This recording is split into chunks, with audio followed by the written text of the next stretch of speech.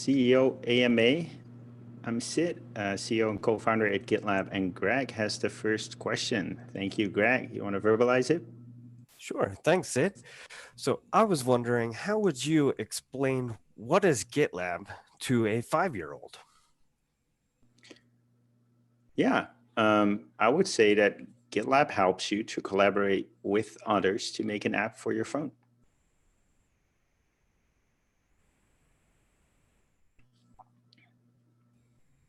That's a good one. Thank you. Welcome.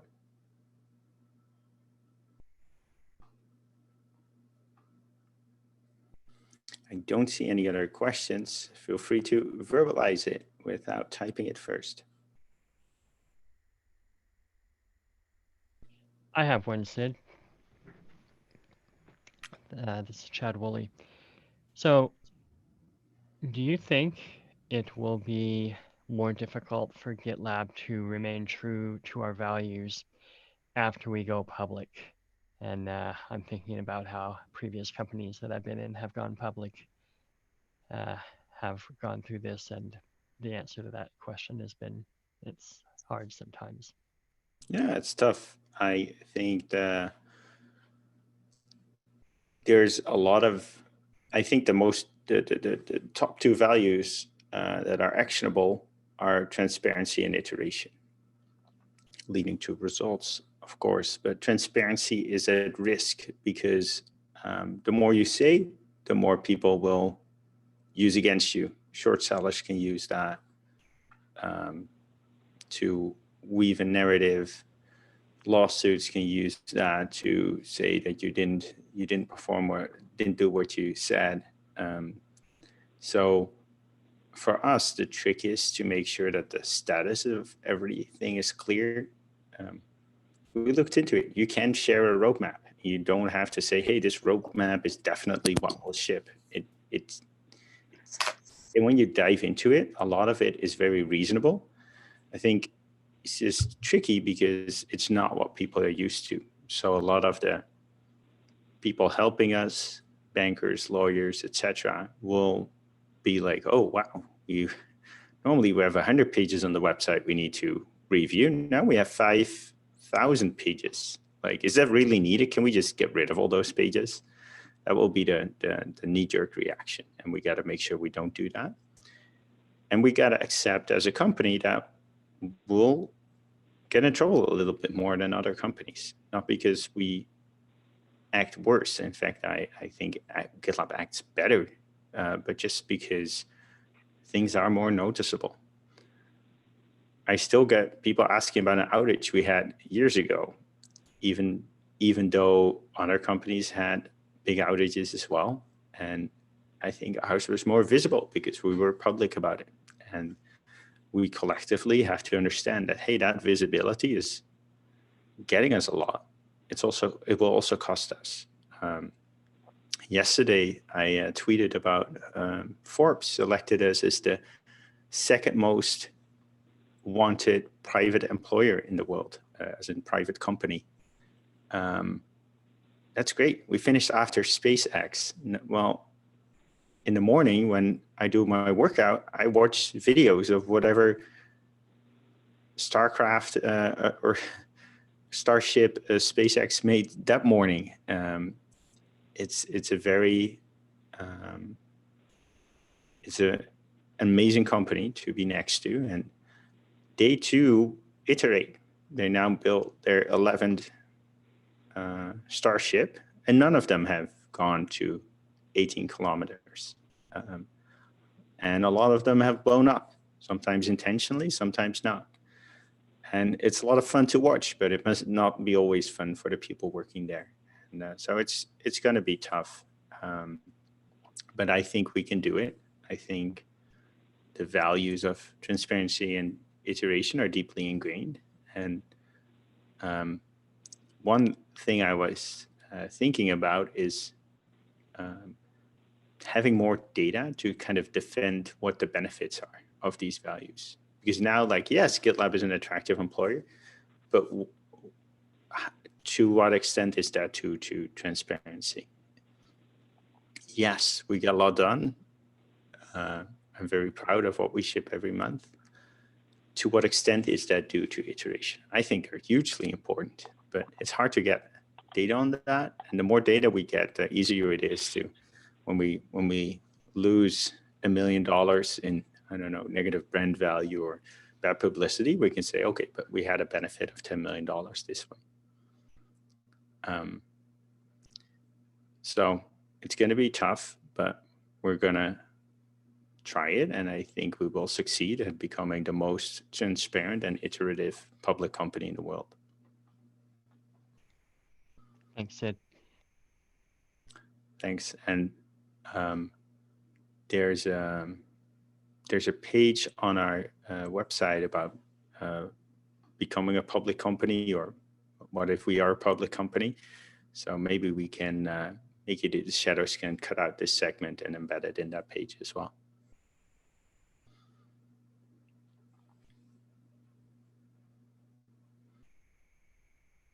Christy, thanks for asking the third question. Yeah, and sorry I couldn't add it to the doc, but it is, which Q3 OKR are you most excited about, and which one are you currently most concerned about? That is a really good question. Let me make sure I look at the right doc. So I'll screen share. I think this is okay to be public. We're looking at some price changes. I'm very excited. I think they will move our business, but of course they're also tough to do. I think fulfillment, the team is shipping quickly and addressing pain points quickly, but we got a lot of work to do. For example, there's 2 sources of truth for our subscriptions right now. They're in the customers.gitlab.com app and in Zora. And as we all know, if you have 2 sources of truth, bad things happen. This might be near and dear to your heart. Improving the user experience, getting the sys score over X. Not sure if you have a preference. I think some round number, like, what was it, 70 or 80? I think we were low 70s right now, right? Maybe. Yeah, we're at about 71 right now, and I think our 3-year goal is 79, which would put us at an A-, which I would be very, very pleased to see. 79 is the year goal. So need to decide on X. I'll leave that up to people to come up with. Transient bugs, thanks for helping there. There's a great link that you made. And then we're gonna make sure that GitLab.com feels faster. This is LCP stands not for some kind of designer drug, but for largest contentful paint. And we're gonna make sure that that gets a lot faster. Gmao, near and dear to my heart. I think we still have to make the transformation where in product we focus on the usage of things. So we want to make sure that every group has predicted Gmao. In 3 years, given the current trend, how many people will be using the functionality shipped by that group? And I think that will make it much easier to see where we should allocate our efforts. I asked for this, but there was universal feedback that that was a bad idea, so we won't do it. In marketing, I'm looking forward to kind of closed-won attribution per spend, making it easier to compare different marketing initiatives. And I think it will lead to placing more emphasis on things that are underemphasized today. Like, for example, our documentation. I think it could use a marketing person or two to make them more appealing. I think a lot of revenue can be won from that. In sales, we're going to do 2 land and expand experiments. One is having different people for land and expand, and one is having specific incentives for landing certain logos, certain companies. For engineering, this is my favorite pronunciation. It's MRAR, and it's taking, like we are like the everyone can contribute company. the companies that invested most in their old DevOps platforms were the companies that were the biggest and had the biggest problems. And those tend to be our best customers. They are like, GitLab is made for them. GitLab can handle amazing complexity. We want GitLab to feel like their own platform. So if we get a contribution, we value every contribution, and we have some other things where we just measure the number of contributions every month, and that's just a very important metric. But if I had to pick between a contribution that came from someone who wasn't part of an organization and someone who is part of a big organization who's which is a big customer of us, I'd rather have the contribution from that big customer. And I think we're not doing anything right now to unlock that. And there's more friction. In a large corporation, you need to ask for permission to contribute to a project, etc. And I want us to start focusing on that. In some far future, I could see that 80% of the new features in GitLab are made by our customers. Why are we making features instead of our customers? Like, we're using GitLab every day, but so are they. There's only one GitLab organization. There's 100,000 organizations using GitLab. GitLab is used by developers and operations people and security people. They can make a product.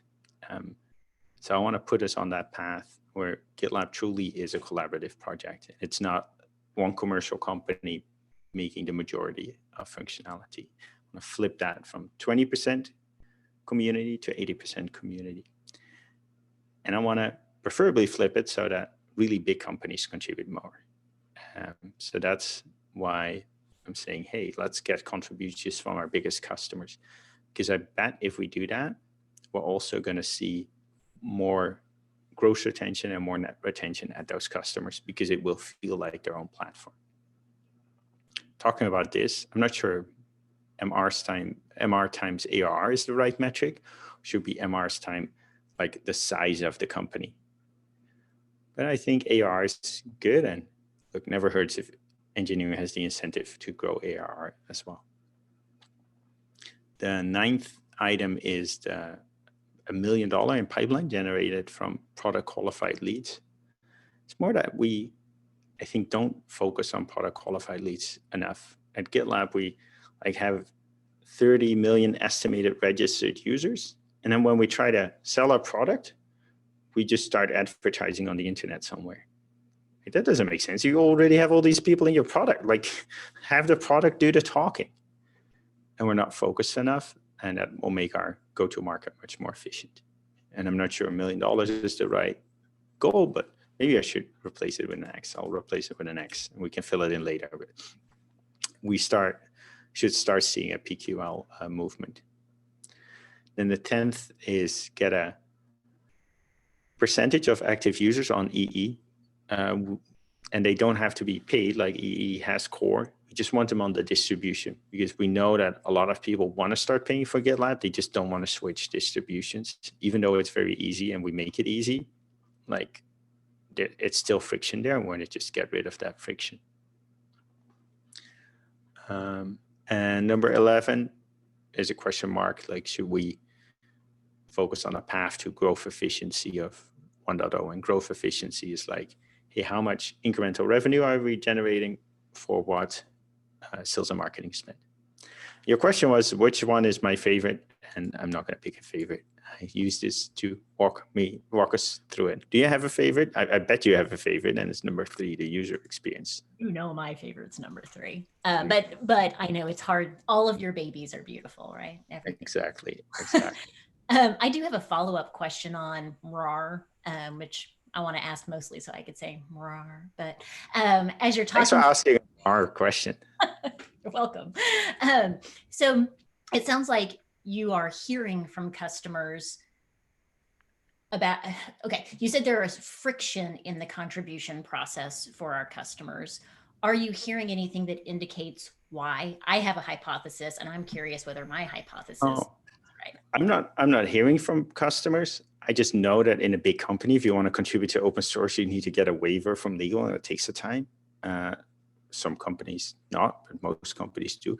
I think I'm not hearing from it because they're not contributing. I think very few from our contributions are coming from big customers, and we're not reaching out, not saying, "Hey, great, you've become a GitLab customer. Guess what? Who are the GitLab contributors here?" We don't do that. We don't have that motion, and I'd love to see that motion. What are your thoughts?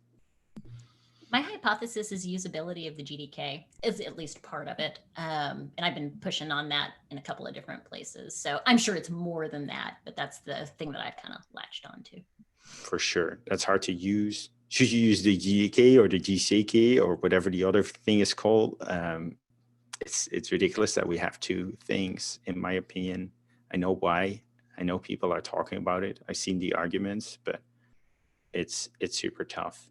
And we should have workshops like, okay, oh, you work at a big company. Okay, if you want to be a contributor, come to the office hours with just 10 people and we'll discuss your specific problems. I want to second, Sid, your point about using the organization size versus AIR, because we have organizations that are active contributors, but not necessarily contributing to the revenue. So I just wanted to point that out. I mean, you so mentioned you one like, of them. You like using ARR or not? No, I don't. I prefer using like the size of organization. I think that's what you mentioned versus ARR. I mean, you mentioned a couple of organizations in your keynote that are active contributors from large organizations, but they're not necessarily contributing to our revenue. But yeah, I want to go after those people that are contributing to our revenue. And I think there's a perverse incentive for the organizations that are not contributing to our revenue to kind of keep adding the features they need to never become a customer. Okay, yeah, fair point. Now that I think about it. Yeah. Yeah, I can see the other point too. I think for now I'll keep it, and not just because it's fun to pronounce, also because like revenue is our IACV is our North Star. So I like linking it to revenue. And I don't mind like if these people are incentivized to increase MAR and they start like, hey, you've contributed a lot. And actually, these things you want, they're in our paid edition. Like consider helping out, because all this help we've been giving is we got to get paid too.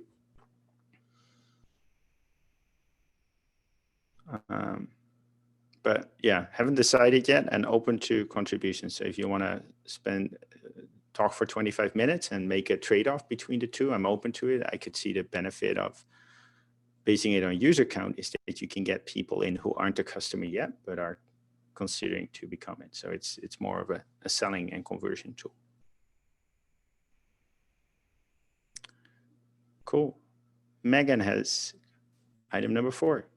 Yes, hi Sid. I'm new here. I started about 2 months ago. Loving being here, getting a lot of input from the handbook, the values, everything's been really great with onboarding, but I was wondering what some of your advice would be for a new person here at GitLab. Obviously learning the handbook and the values and that side of it, but what advice would you have for new team members so we can really jump in and add value? It's been a long time since I was a new team member here.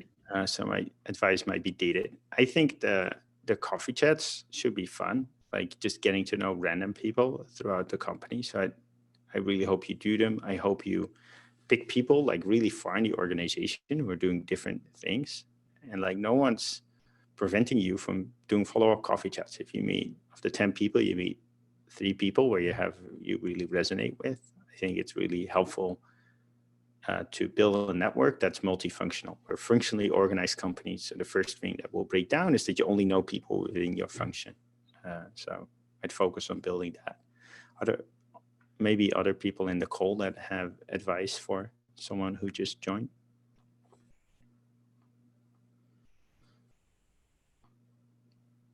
I'll wait for at least 2 people. Go ahead. Hi. My advice would be, Megan, is to join all the group conversations that take place, or, they're recorded as well. But if you join them live, you get to ask questions live, which is always a little bit more interesting. You've got more control over what's being said. And yeah, just meeting as many people as you can in as many different sectors of the company. Thanks, Awesome, Alicia. thank you. I'll wait for one more person to give a suggestion. Megan, I'm not new. This is Nadia Vatilides out here in Joburg, sunny South Africa.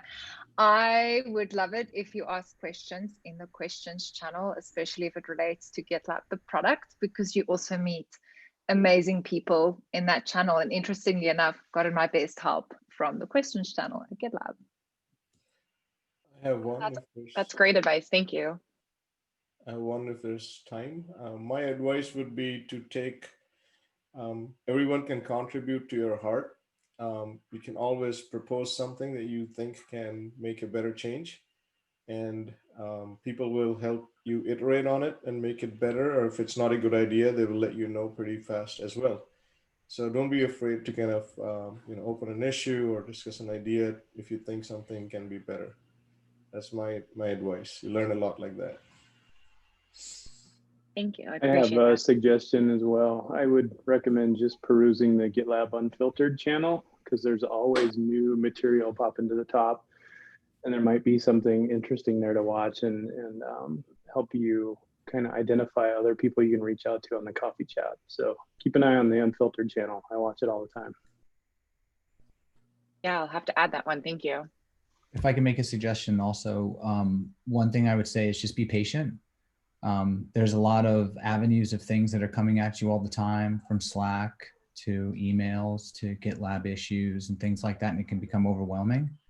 So definitely prioritize on trying to be able to ingest everything that's coming at you and segment it to what it is that you can handle, and it'll grow within time. Thanks. That's true. It does seem to come in like a fire hose when you first start. So that's very great advice. Thank you. Brendan and Lindsay posted in the chat. Either of you want to verbalize?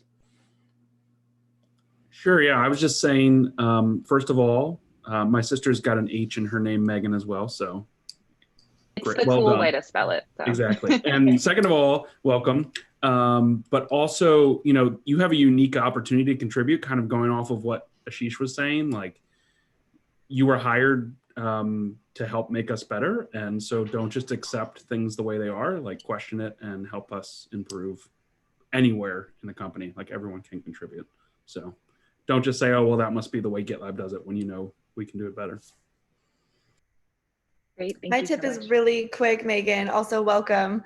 I met a lot of amazing people through just searching in Slack, like what my personal interests are. So if you don't always have time for a coffee chat, that's a good way to meet new people around here too.